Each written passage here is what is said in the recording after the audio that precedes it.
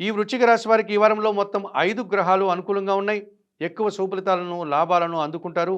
మీకు మనసుకు నచ్చేటువంటి ఒక కార్యక్రమాన్ని ఈ వారంలో దిగ్విజయంగా పూర్తి చేసి సంతోషిస్తారు.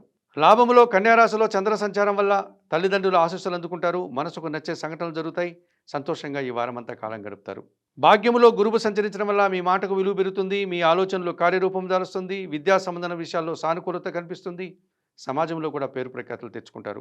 వ్యయములో తులారాశిలో శుక్ర సంచారం వల్ల స్త్రీజన సహకారంతో కలిసి కొన్ని కార్యక్రమాలు పూర్తి చేస్తారు. మీరు ఆశించిన కొన్ని కార్యక్రమాలు సునాయాసంగా పూర్తవుతాయి. వివాహాది శుభ కార్యక్రమాల్లో పాల్గొంటారు. విందు వినోదాల్లో కూడా పాల్గొనే వాతావరణం కనిపిస్తుంది. దశమంలో సింహరాశిలో కేతువు సంచరించడం వల్ల వృత్తి, ఉద్యోగ, వ్యాపార, వ్యవసాయ రంగాలన్నీ నిరాడంబరంగానే పూర్తి చేస్తారు. నిజాయితీగా పనిచేస్తారు. బాధ్యతగా పనిచేస్తారు. మంచి ఫలితాలను అందుకుంటారు. అధికారుల ఆశీస్సులు, భగవంతుని ఆశీస్సులు కూడా ఈ వారంలో మీకు లభిస్తుంది. పంచమములో మీనరాశిలో శని సంచారం వల్ల మీ ఆలోచనలు కొన్ని కలిసిరావు. కొంతమంది వ్యక్తుల యొక్క సహకార లోపం స్పష్టంగా కనిపిస్తుంది. ముఖ్యంగా పనివారి సహకార లోపం స్పష్టంగా కనిపిస్తుంది. ఆ రకంగా మీకు పనివారము, శ్రమ అధికమయ్యేటువంటి సూచన కనిపిస్తుంది. కుటుంబంలో అశాంతికి అవకాశం ఉంది.